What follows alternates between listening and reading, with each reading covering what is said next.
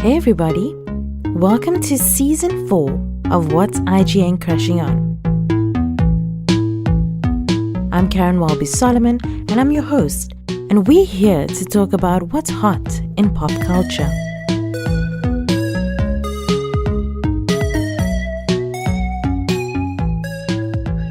Hello and welcome to season 4 of What's IGN Crushing On. Happy New Year. We hope you all are having a splendid and a great 2022 and that it gets even better. Today on the show, we are once again joined by Leanne and Rebecca. And we have a special guest with us. Pearl Boshomane is joining us, the editor of Tagged and who's written for so many other publications. Hi, I'm so excited to be here. We're really excited to have you. When we were talking about potential guests for season 4, Leanne was like, I love her so much. Can we? And I was like, I'll do my best. And we are so glad that you agreed to join. So tell the listeners a bit more about yourself.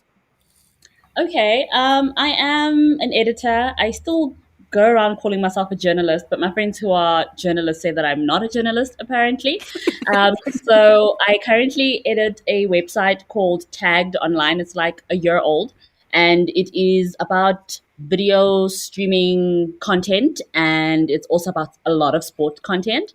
Before that, I was the founding editor of Korea's magazine, and then I was the lifestyle editor of the Sunday Times. And what else? Oh, yeah, I've written for like Sunday Times, OK Africa, The Times, Rovos Rail magazine. Like I can write about anything, anybody. But I was not I'm expecting trains. yeah, yeah. You know what did I write about for Rovo? I can't even remember what I wrote about. But I don't know if it was trains. But I love to write, and I write about anything. And I'm definitely a writer, like trapped in an editor's life. Yeah. That's what most people say, and I'm not biased, but I was a big fan of Tagged before I joined the team. But I mean, for listeners who haven't heard of Tagged, I feel like it's one of the few South African websites that I feel like goes in depth when it comes to entertainment and sports, and like when it comes to like opinions and analysis. It's so well done, the content that is created. What has surprised you the most when you've read like a different aspect of appreciating entertainment or sport that you didn't realize before reading an article that one of your writers wrote? I don't know if my question is very convoluted. No, I do get what you're saying, and I hope my answer doesn't come across as condescending, right? But I've been an editor more than a writer in my career, right? Like, so for like 8 years, I've basically just been basically an editor, and I found that even though I was working like for really big publications with like big name writers, people, quote unquote people who are big deals, whatever. I found that since working on Tagged, actually, people are so much more creative and intelligent than any other writers I've worked with before, honestly. Like whenever you guys pitch stories, or if I even just give you like an angle that I think is super random, the content that I get back to me is always so incredible, so enlightening, so intelligent. I love the way that you write, for instance. But that's for me the best thing about Tagged. It's more than anything, it's just the actual people we work with who do make Tagged as interesting as it is that you're also creative, you're also funny, you're also intelligent. And not that I'm surprised that you are those things, right? Because that's why I would have approached you in the first place. But I'm always just like in complete and utter awe, and I'm like, I want to be like that. So it makes me miss writing so much because you're also amazing. That's for me what I love about Tagged more than anything. I was saying to one of my friends, I was like, I think it was even before I started writing, I was like, the thing what I enjoy about Tagged is that I don't even watch the shows which people are writing about, but I still enjoy the article, which says a lot, that you don't even need to have that sort of background of the show, like the way it's written, the angles, like the aspects, like the one about, okay, I don't even know what the show is called. It's something, but there's like a family and they own a funeral home. Okay, yes. I think Grootboom and Sons. Yes. Yeah, Grootboom and Sons. I've read so much about Grootboom and Sons for somebody who has never watched that show.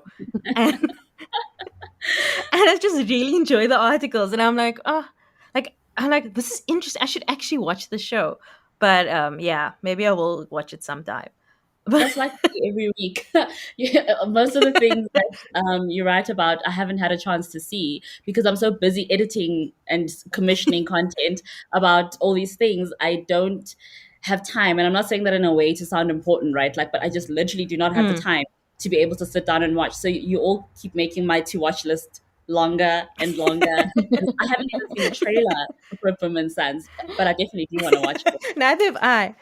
I don't even think I know it's in there, but anyway, it seems like a really good show. It's a recommendation from people who haven't watched it yet, but it seems really good. Like the family drama with the funeral home. Oh my gosh. Anyway, so today on the show we are discussing some important things that happen in pop culture. And this first one I want you to talk about is very pertinent because we are on a podcast. And I just want to say, like, you guys need to be careful about what you say because both Bonang and Cardi B just got huge paydays from podcasts saying, like, problematic things about them. Mm, So I'm just going to recap a little. Okay, we'll start with Cardi B. So Cardi B won $4 million in a libel lawsuit against a celebrity gossip blogger who claimed that she was a prostitute who had herpes and used cocaine, firstly. Then, back home here, SA's biggest celeb, Bonang, won 300K from a lawsuit against podcaster Ria Gopani, who made allegations that she introduced AKA to cocaine.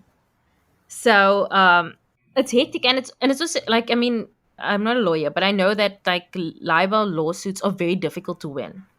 mm. So if you need like proof beyond reasonable doubt that you know that they were lying, so these big wins within a week is a huge deal. What do you guys think?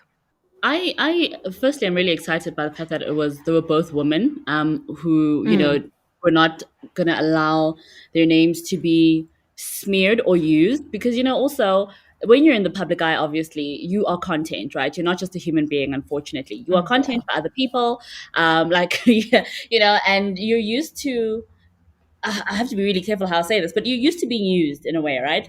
But yeah. if somebody is using you while trying to completely destroy you with things that they cannot prove, so many women for so long have let that slide, right? Like I Mm, was watching that Spice Girls documentary. The title keeps changing depending on where you watch it. I think it's called Girl Powered. But I was watching this three-part documentary, and one of the things that it was focusing on was just how normalized mainstream media misogyny was for so long. I think until at least 5, 6, 7, 8 years ago, to be honest. I think the Me Too movement changed so much, right? But so many writers, journalists, editors, TV hosts were getting away with so much BS, right, in the name of opinion, commentary, and they were just humiliating women over and over and over again, whether it was about like their weight, where Victoria Beckham had to step on a scale when she 6 weeks after she had her first baby to see if she had gained weight or lost the baby weight, and things like that were so normalized. And to come from all of that, all the stuff that I think we all really grew up on in a lot of the magazines also, where you could really say anything you wanted about especially women, right, and get away with it, and then to come to now a point where you have these women who are powerful and not just like giving off the image of having power, but have actual power, and are like, you are not going to use my name in negative light, you're not going to try and destroy my reputation towards yourself, and then to take them on. I think that's really, really amazing. It doesn't matter that Ria is a young guy with no money. Like, you should watch his effing words. You can't want the power of being a broadcaster without the responsibility that comes with it. For me, I just thought that was so fantastic. Shame. I felt it was so funny when people kept bringing back his old tweets where he's like, or it wasn't even old, it was like a week before, where he was like, yeah, Benang tried coming for me, but she failed. And then you're like, how can you say that before the court case, man? Like,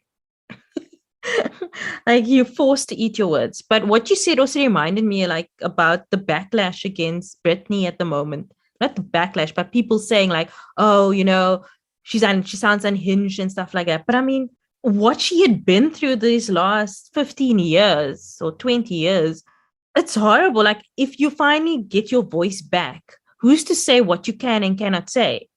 And especially if you finally have the platform where you can speak up against the people who had been hurting you for so long. I was watching, she put these clips up of like people of like the talk show host speaking about what's wrong with her sister publishing the book. And I was like, back in the day, Britney would have been seen as the villain. But now, the like talk shows are rightfully calling out what it shouldn't be. Jamie Lynn shouldn't have written that book. She should have been speaking to her sister. Yeah. And that Cheetah Girls girl, I can't remember what's her name, that's also on the talk. She was saying that the book should be titled Things I Should Have Said to My Sister. And she's like, that's a person who nobody else needs this book other than she. She's the one you should be talking to. It's great that there's consequences for people's actions. And it's great that, that women are being seen in a different light, that they're being seen as being powerful. You can't just say whatever you want to. And I hope that like it causes people to think before they speak, because I feel like that's the big problem. Like, people, they think they have the right to say whatever they want to about other people. Especially as Paul said, like, if you're in the public eye, that doesn't mean it's a free for all. It doesn't mean you can just say and do whatever you want to. But it's also, I think, what Paul had said about using celebrities for clout. So thinking you can say whatever you need to say so that you can gain a following. And the more outrageous and scandalous it is, the better it is for your platform. And actually, no, because at the end of the day, it's still a human life. It's still someone's life. It's still someone connected to a family and kids and whatever. And they have a right to defend themselves. Just because they are famous doesn't mean that you can just say whatever you want to say. Exactly that. I was reading in the news, and apparently, and I was thinking about like Rihanna and what she's like, her wild journey. And I don't know if you guys saw, but Chris Brown was just accused of abuse again and rape and dragging his well, not even his girlfriend, just like a girl that just randomly, it was like a Bill Cosby type situation. But it's like, how many, I can't, like, for me, I'm like, how many chances is Chris Brown gonna get? Like, I haven't heard a relevant Chris Brown song in so long. I mean, I kind of get, I don't kind of get, but I mean, I understand, the need of Michael Jackson stands to support Michael Jackson and like those people. But like, Michael Jackson has a whole history of good product he put out. But Chris Brown, man, like, mediocre, and if you say anything about him, like, the stands come for you on Twitter. And I'm like, what stands? Where are you? What are you standing? Like that one backflip he did in like in Iran. What are you standing? I don't get it. With this latest Chris Brown allegation also, it's so crazy, because you'd think that people really, and I'm using this word very loosely, love a law and order type of assault story, right? So if you are not like beaten within an inch of your life and able to speak, if you can't look people in the eye, do you know what I mean? Like, you have to fit this stereotype that I think we've seen in Law and Order SBU specifically so many times, for people to say, oh, that was assault. So when you read that headline and then you read the story that he drugged this woman and he raped her on a yacht, you're like, oh my God, that's really intense. That's so bad. That's so dark. Hopefully this is the end for him, but it never is. Because with Rihanna, there were those pictures. We saw the pictures of Rihanna and her face. There's another soccer player, Mason Greenwood, who's trending on Twitter at the moment for also beating a woman who put up a video online of herself, like, oh my God, like, I don't know if you saw it, it's quite graphic, like bleeding and whatever. But of course, because he can kick a ball around, I'm presuming people will just eventually let it slide, like they did with Cristiano Ronaldo. Like, they keep doing it with Chris Brown because, yeah, he can do a backflip and dance like Usher. It's insane, because how many women must come forward? Even Bill Cosby, he still had people supporting him. So like, you could have raped 10,000 women and then people will say it's a plot by whoever against you to have these 10,000 women claim to be victims of yours. I hate that. Yeah, no, it's exactly that. Like, I mean, it's been like consistent. Like, I think someone did a Twitter thread, but I don't know. I think I probably was a bit of a Chris Brown fan when I was younger, because I remember them all like quite clearly. Like, even with Karushi, Like there was a restraining order against him. There was another girl as well where he was accused of abuse. And like, with Rihanna, he had a bit of probation. He had to go for like a domestic violence counseling type thing. That didn't work. Yeah, but I it's mean, the fact that it's a recurring theme every couple of years. It's the fact mm, that like there's been a pattern, it's continuing to be a pattern, and like he's still getting away with it. That's like, for me, actually, the wildest story is the fact that you were on a yacht. So it was an enclosed space with people, presumably, that you know. And I'm just kind of going, what was everybody else doing? Like, were they just, because in my mind, I'm like, everyone there is a little bit complicit, because surely at some point, you know what's going on. Like, you know what's happened, or yeah, no. That for me is actually the wild part. there was something I read when Amanda Dupont, when she had that video that she posted, and it was said that when people rape you, they tend to do it when there's other people around, so that you can't scream or you embarrass. And I know that this girl was drugged, but we don't know. They could have gone to a separate room, but I mean, I was just like, she had a friend there. Where was that friend? Was her friend also drunk? But I mean, okay, we don't blame other people. This is Chris Brown's situation. But yeah, I know. Like, I feel like this is like enough now.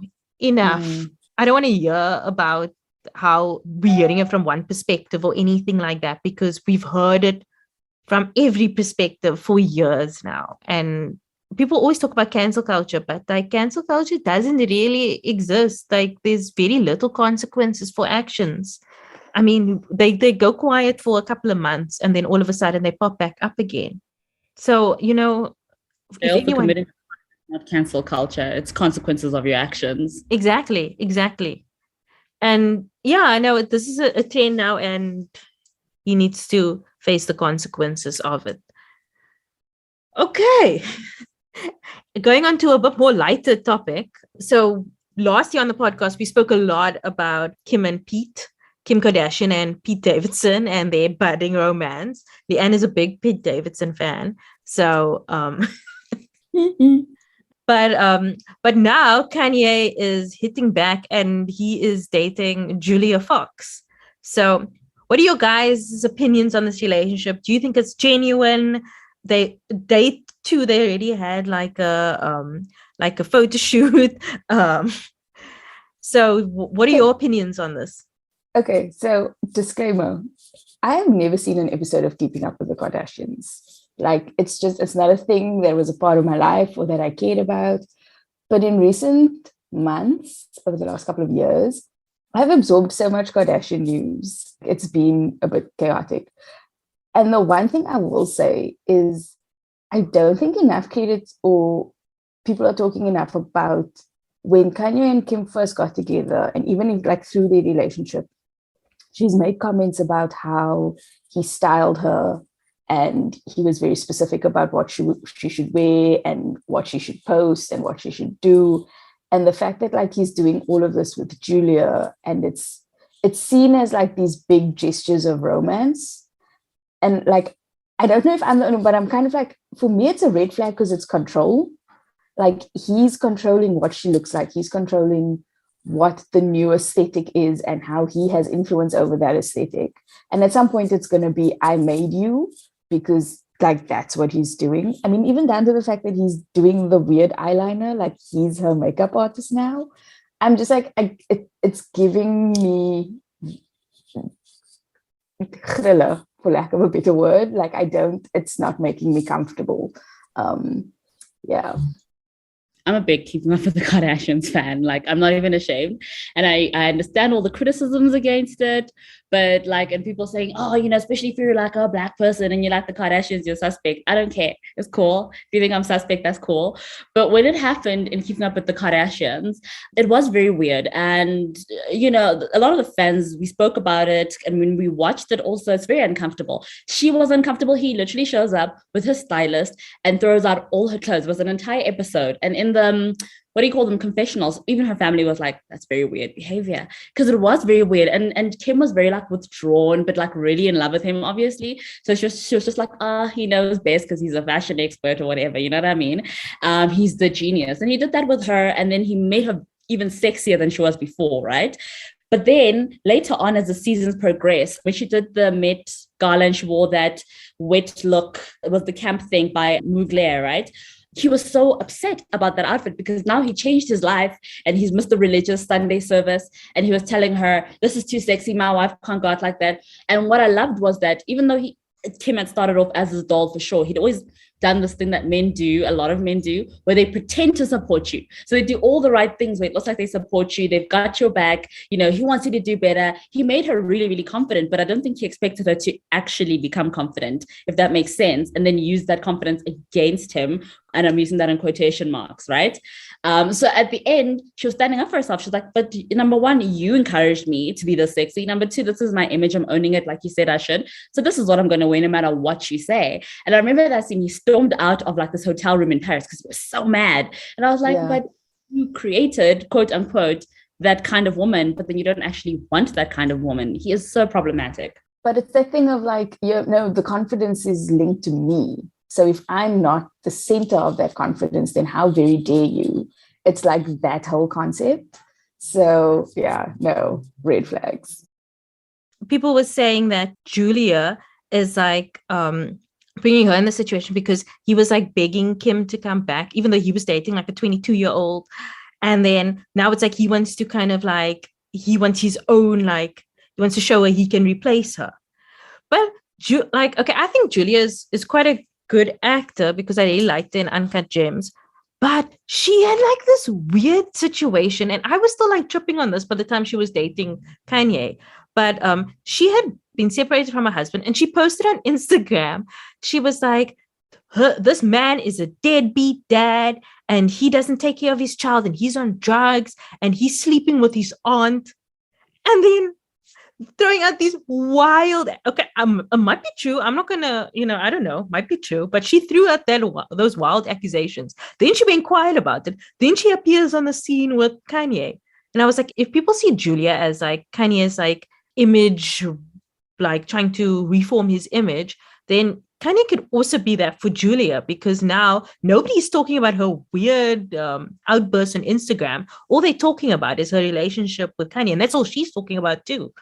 Yeah, but are they saying good things about it? Like that's like, guys, though, if you're doing this for the PR, do you understand that the fact that everyone is calling it out as a PR relationship defeats the purpose? And like, I didn't know, I was not paying attention to Julia Fox before this. Now all of a sudden she's on my radar and I'm aware of that whole story with the ex-husband and the Instagram and whatever, and like the mix. So I'm like, I would never have known about that if it wasn't for this relationship. So yeah, it's a bit of an interesting. People are talking about her. They weren't talking about her before. I just found it interesting that she gave themselves the nickname, like she named the couple. Don't you wait for the tabloids to do it for you? I don't know. It's just me. And also, why is it Julie? Like, for me, it disturbs me. Why is there an I there? It doesn't even need the I. It could just be Julie. It just looks stupid with the I there. I don't know. But I'm just like, get your money, girl, to be honest. If this is a PR relationship, which I definitely think it is, or they're both just living in a world maybe we'll never understand. I think celebrities, especially in Hollywood, are just, I don't know, aliens sometimes. I'm just like, get your money. I hope she's gonna make some good cash. I hope that she doesn't come out of it with trauma stories like 2-3 years down the line where, she's telling us about this horrible abusive place where she lost herself. I hope that's not what it becomes. I hope she's able to actually afford being a single mom for the rest of her life, to be honest. Like, I'm just like, if it's about coins, get them. So coming up in 2022, what are you guys looking forward to? Content-wise, even gossip-wise? What are you hoping to see? House of the Dragon. number one. I'm a huge Game of Thrones fan. I was even on a Game of Thrones podcast. We had one for season 8, which was very frustrating because we didn't know season 8 was going to turn out to be such rubbish. But I really love Game of Thrones. So House of the Dragon is the first spin-off, right, from all the planned Game of Thrones spin-offs, and it's about the Targaryens. And HBO has not told us a release date for that yet, but I can't wait to see it. Like, I can't wait to waste more money and energy and love on this universe that I love. And then also the Apple series adaptation of the book Pachinko by Min-Jun Lee. I've been reading that book for 2 years. I'm on page 100, not because it's not good, but I just cannot concentrate. So I'm excited to, number one, be pushed to actually finish the book so that I can be a total jerk online and be like, the book was better. So I can be part of that community complaining about how it does not match the book at all. I think it'll push me to finish the book, but I'm also excited to see an Apple TV adaptation of a book set in like colonized Korea. I think that's going to be dope. Yeah. Yeah, I don't know. There's so much, I suppose. Apparently they say Legally Blonde 3 might be coming out in 2022. So, I love me a good cheesy rom-com. I'm here for that. Then Serrano with Peter Dinklage. They're doing an adaptation of that, which looks really, really good. And I'm keen to see. Honestly, though, I think as the world is slowly moving back to normal, slightly slower in SA than in Europe, I'm looking forward to like live music again, like being able to attend concerts and enjoy music in person, because that's something I've desperately missed over the last 2 years. So lots of TV and movie stuff, but I'm excited to get out into the world and start experiencing that. Rebecca? So to be honest, you guys know me well enough now where I'm usually not in tune with what's actually going on in the world. So I've made a list now with what Pearl has said, what Leanne has said, and top of the list is definitely going to see live musicians play again. Not because I only want to hear live musicians play, but to also see that the industry is hopefully going to recover after, and not only the music industry, but basically the arts. I think it took quite a hit over the past 2 years, and so for everyone to just get back into things again is quite something to look forward to. But also, I don't know if this is part of the crashing on thing. So for 2022, I'm going to attempt to use TikTok, figure out that thing, because I feel like there's a certain age where it's just like it's too late now, and I need to do it now. What are you saying? You haven't reached it yet. Oh, okay, but I feel like it's coming up. It's coming up slowly. It's creeping up on me. So I'm going to attempt to go back or attempt to use TikTok. And yeah, essentially whatever we say, whatever Karen brings up on the podcast is what I'm going to add to my list of things to look forward to. I'm so confused with dates. I don't know what is when, but I just know that I'm really excited for Bridgerton season 2. Nice. Because I've been waiting for that. So I read the Bridgerton books like when I was like in my early 20s, and I was super into it. I went through like a very like heavy like Regency romance stage of my life, and the second book I was obsessed with it. Like I've read that book so many times over the years, and now the second season is based on that. So I'm really, really excited, and the fact that it's that the main lead, like the lead female, is Indian. I'm obsessed. I love it so much. Just everything that I've heard about it. It's like, I hope it doesn't disappoint, but I feel like it's at this point, like, you get to a point where you're like, oh, anything that happens in the books is good. Like, you're going to be disappointed. I'm at the point now where I don't even care anymore, where I'm like, anything that I see in live action will be good. Like any sort of like, just to be able to see it on TV, I don't care. But yes, I'm very, very excited for that. I'm very, very excited for the theater to open up again. We struggled such a lot during lockdown, and with theaters closing and shows only running for like a week when it's supposed to run for a month. And I really, really want to go back and watch plays again. So I'm very, very excited for that. So yeah, that's my 2022. I did want to actually ask before, but I forgot. So I'm going to go back and ask this.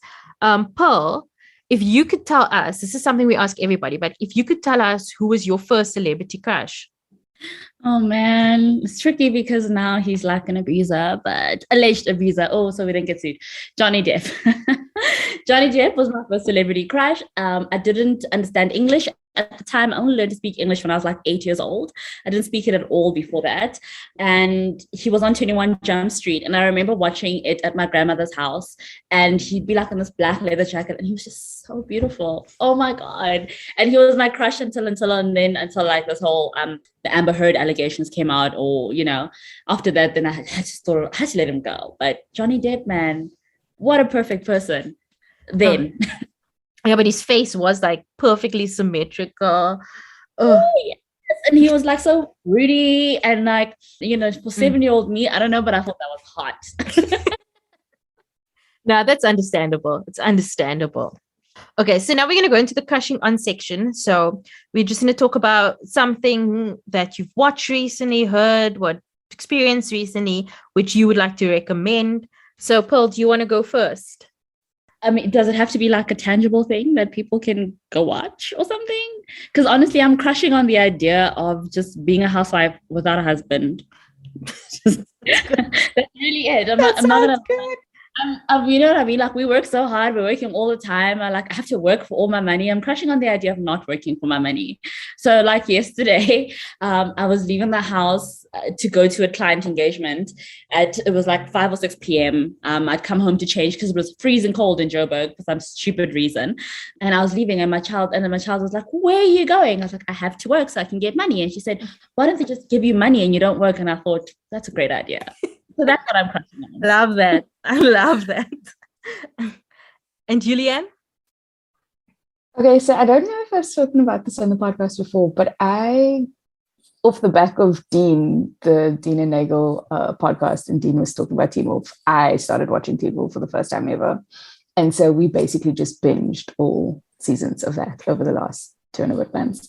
And I'm obsessed.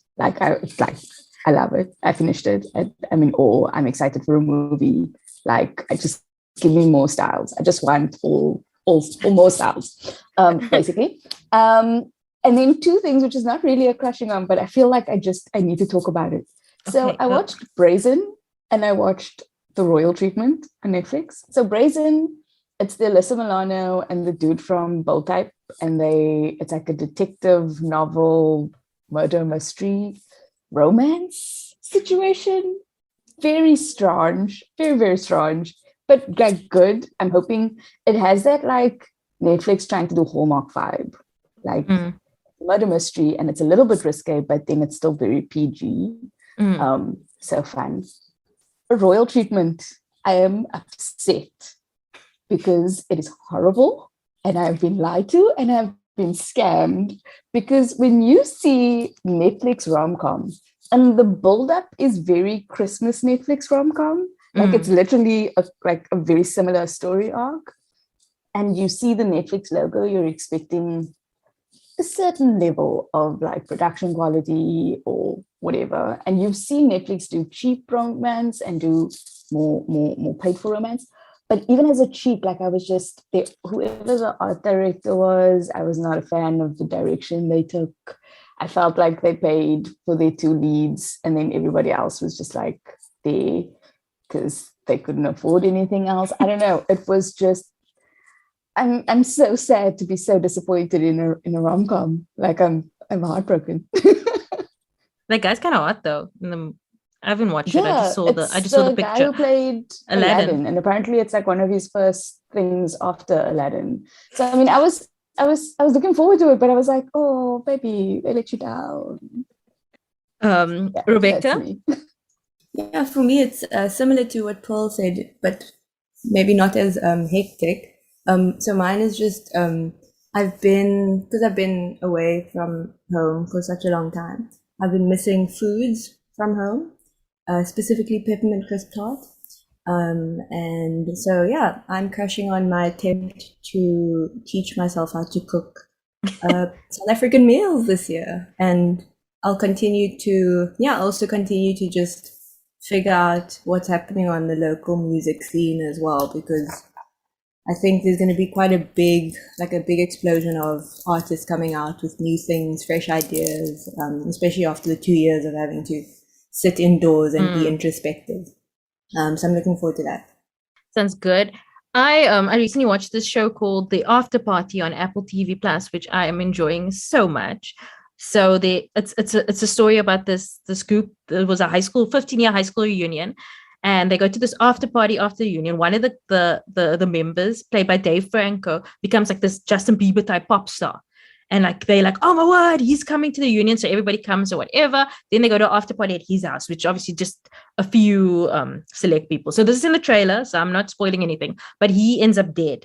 And then Tiffany Haddish comes in, and she's the detective, and she like interviews everybody like who was there to find out who's the murderer, because her way of doing things is like everybody has a story, and within all those stories we can find out, you know, what whatever.